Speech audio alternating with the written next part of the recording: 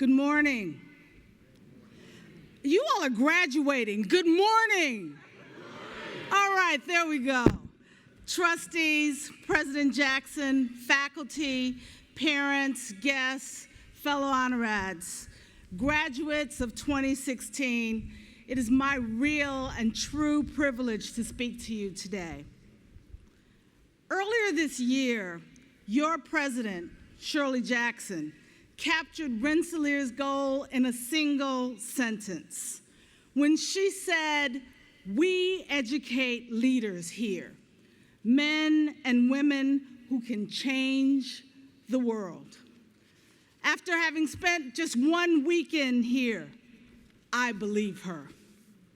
She and your talented faculty have forged a new Polytechnic, making RPI a grand laboratory. A laboratory to address complex global problems through technology and humanity. And we Americans, we are so enamored, even obsessed, some would say, with new technology. We almost always think it's good. And why not? The spread of new technologies in industry, transport, and communications coming from institutions like RPI transformed this nation into the global power it is today. And how can you not love apps? Apps that find your car in a mall parking lot, or apps that get a pizza delivered on a late Saturday night. But history has taught us that technology alone has no heart, no soul of its own. It can be an instrument to help us feed millions of people, as technology was used in Asia's Green Revolution, or technology can create isolationism and social disintegration. In the last few years, in fact, the same cell phone technology that helped coordinate the democratic uprisings in the Arab Spring, that same technology was used to coordinate bloody terrorist attacks in Baghdad, Brussels, and Paris. The only morality that technology has is what we give it. And that is where RPI and you graduates come into play. Whether you majored in engineering, the sciences, management, or humanities, the challenge I pose for you all today is the same. How can we use the rapid advances we see in technology to improve our society, to make it more just, and provide a real opportunity for peace and prosperity for everyone, everywhere across the world? Many of you will have heard from those encouraging you to go into public service a quote from President Kennedy: "Ask not what your country can do for you," et cetera, et cetera. You all know the quote by heart. Well, if you don't know the quote, your parents know the quote by heart. Unfortunately, these words have become too much of a cliche, right? But there's a lot more to the sentiment behind the words. We need to ask, what can we do? Each one of us, what can I do for my country, as well as what can my country do? And together, what can we do for those among us who need help? For people you know, people who you don't know, for those who need help, who you may never know, you may never see.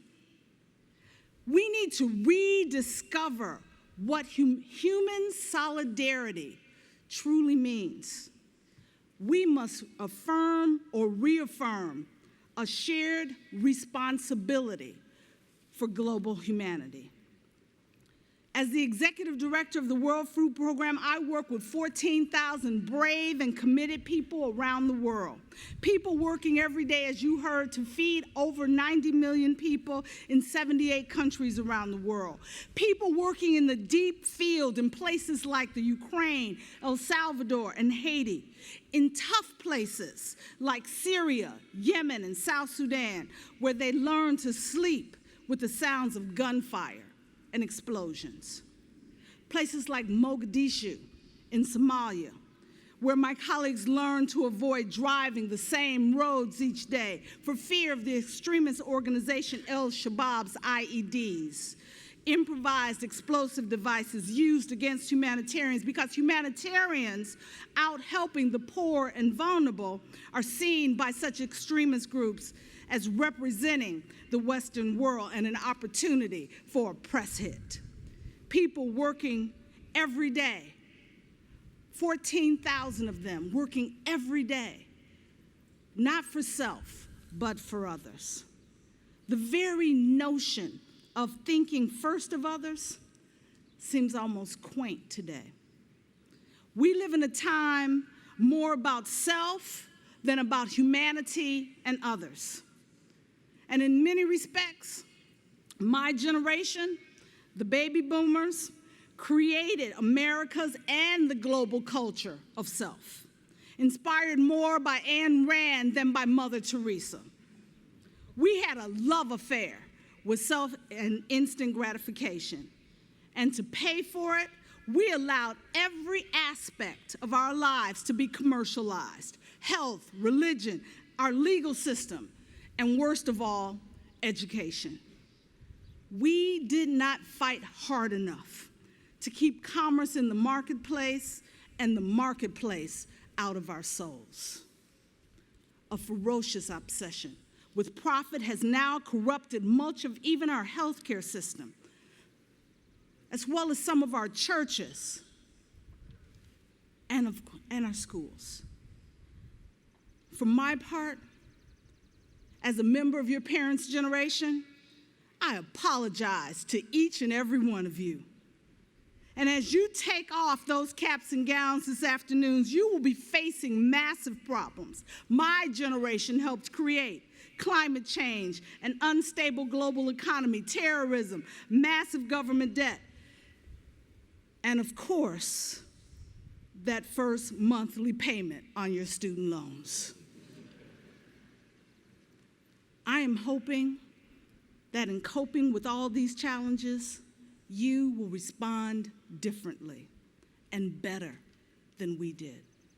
You will respond by caring more, not just for yourselves, but for the person sitting next to you, as well as for people on the other side of the globe. I hope you will set better priorities, different priorities than we set as individuals, different priorities than those set by our national and global leaders and our governments. Because sadly, the priorities of most governments today are grossly askew. Last year, government spent a staggering $1.6 trillion on new military arms, as millions starved. The ugly reality is that the capacity to kill is a huge priority globally. Few other activities attract such huge sums of government money. And last year, for every dollar government spent on weapons, less than 9 cents was spent on development assistance for vulnerable people in poor countries. Meanwhile, last year, all the money major industrial countries contributed for international food assistance amounted to less than what people spent on pet food in the United States alone. We need to change all this, and we need your commitment and your talent to do it. Every day at the World Food Program, we rush to put Band-Aids on the gaping wounds left by the butchery in Syria, South Sudan, and Iraq. I'm not trying to feed you simplistic pacifism or very simple guns and butter arguments. Do we as a society need to invest in military arms to defend ourselves and our values? Yes, obviously, of course we do. What I am saying is that we need to give more priority to investing in helping others, and by doing so, to minimize the need for those arms. At the World Food Program, we see every day what it's like when people try to bomb their way to solutions, whether those bombs come from airplanes or backpacks. We live face to face with the horrors that intolerance, especially religious, racial, ethnic hate, can bring. Families torn apart, children burnt, scarred, and orphans. Americans can do better. Americans have led the way for the world to do better before. After World War II, with the Marshall Plan. The Marshall Plan was the most successful initiative the U.S. ever undertook internationally. The Marshall Plan rebuilt and transformed Europe, helped forge the European Union, and ended 2,000 years of incessant intercountry bloodshed. RPI class of 2016, we need your help. This is where you, technology, and innovation come in. A decade ago, a WFP staffer, you'll love this story, was meeting a British government officials in London when a cell phone call came through. Big deal back then. From a young man in a camp in Darfur who proceeded to list all the late deliveries of food, late deliveries that were leaving he and his family at the edge of starvation. Now, as we sit here in 2016, a cell phone call seems like no big deal. But in 2006, communicating in real time with remote places like Darfur was virtually impossible. We learned from that call the opportunity that cell phones could provide. Today, WFP, as lead for the Humanitarian Emergency Telecommunications Cluster, sets up the voice and data network during times of crisis and disaster, providing the communication infrastructure for multinational intervention. Today, we use cell phone networks to track food assistance deliveries, communicate with vulnerable people trapped by diseases like during the Ebola outbreak, or to communicate with vulnerable people, including children, injured or separated from families, for example, after the Nepal earthquake. And we use cell phones to report on everything you can imagine: disease outbreaks, food prices, the number of meals consumed in a school feeding project. And the crisis in Syria has been an incubator for new uses of technology in the provision of humanitarian assistance. We now register Syrian refugees across Jordan and Lebanon using iris recognition technology. And rather than trucking in food, we issue ATM cards to refugees that can be used to buy food and other critical items in a network of stores and supermarkets. And that simple ATM card gives back dignity to those who have lost or left behind everything. And even inside Syria, where despite the fighting, many retail outlets still function, and by providing mobile cash assistance, we will support whatever is left of the devastated local economy. We are learning that food assistance can be used to keep economies on life support in the middle of the most incredible carnage. UN agencies, NGOs, and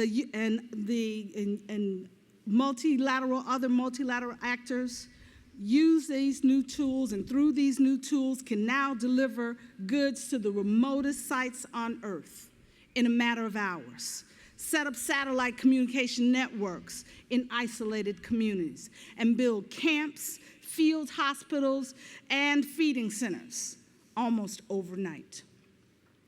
We have developed specially designed therapeutic foods and medicines for the malnourished, foods that are easily distributed and shelf-stable, accessible and efficient in remote and difficult situations. Remote sensing satellite technologies help us predict and track droughts and insect infestations and trigger payments under new famine risk insurance schemes.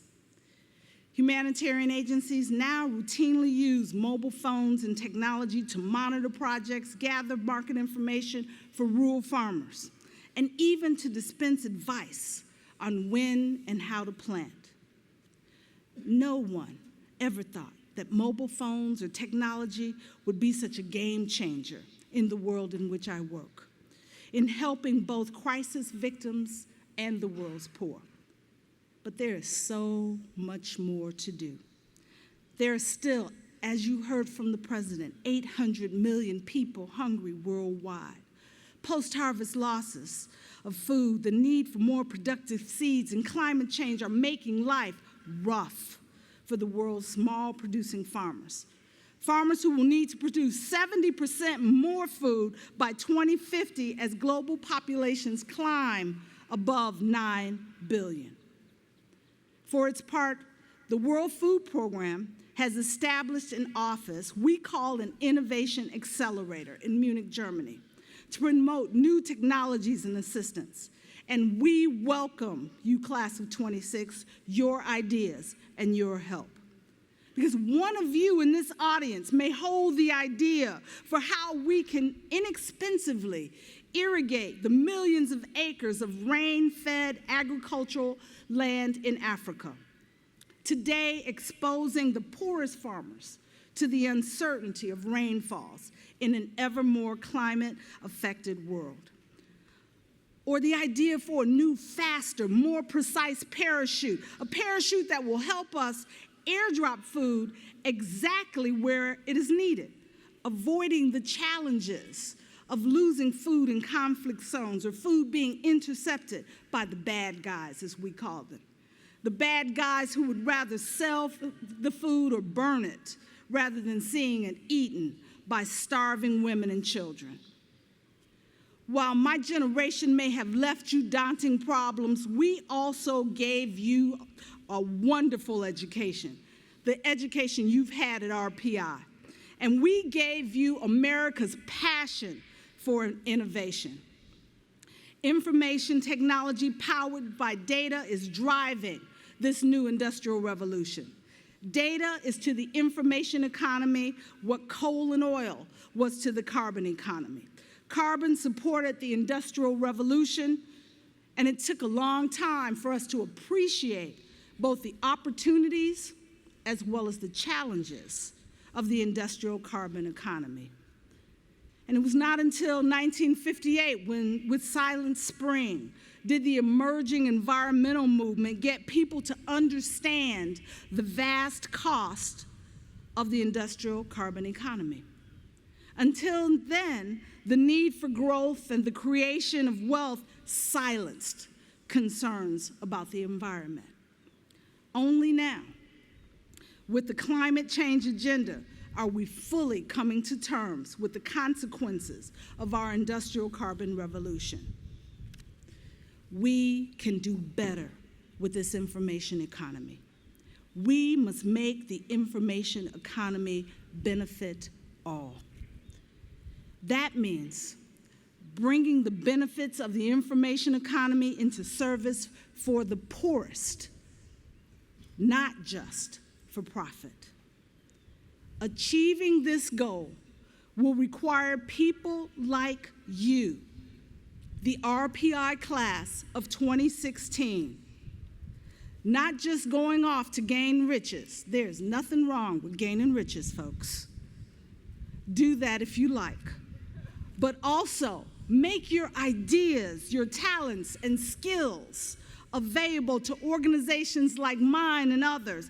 Help us solve these problems, overcome the challenges, and address the issues for the global public good. I know you might not have spent much time thinking about Europe, the Middle East, or Asia, or Africa as where you would make your mark. I know when I was your age, I didn't. I grew up in the inner city of Chicago, in a community called Lawndale, where working to solve the issue of hunger and achieving zero hunger was a long way from the thoughts that were in my head when I sat in a chair like yours many, many years ago. But what we think and what you think today should not limit what you possibly achieve tomorrow. For despite where I grew up, what was in my head, today I live and work in Rome, Italy. I sleep there when I am not on a plane traveling the globe in my own effort to change the world by achieving zero hunger. Class of 2016, I implore you, come to Rome. Help us.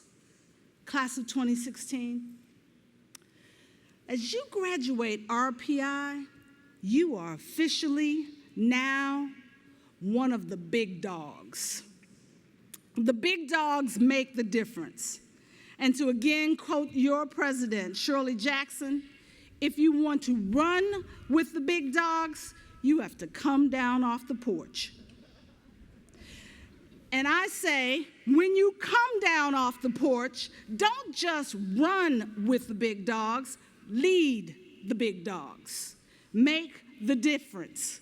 Bring the change, the new idea that will bring light to dark corners around the world, or the tool that will provide affordable irrigation so every drought need not result in hunger and disaster. Class of 2016, as you graduate, ask not what your valuable skills can do for you, but ask, what can your skills, your intelligence, your talent, your RPI degree do for your country, for your world, for your neighbors, for those who are most vulnerable, who you may never see, but who need you. Help those in need, wherever they may be. Come down off the porch, go out, and help change the world. Thank you.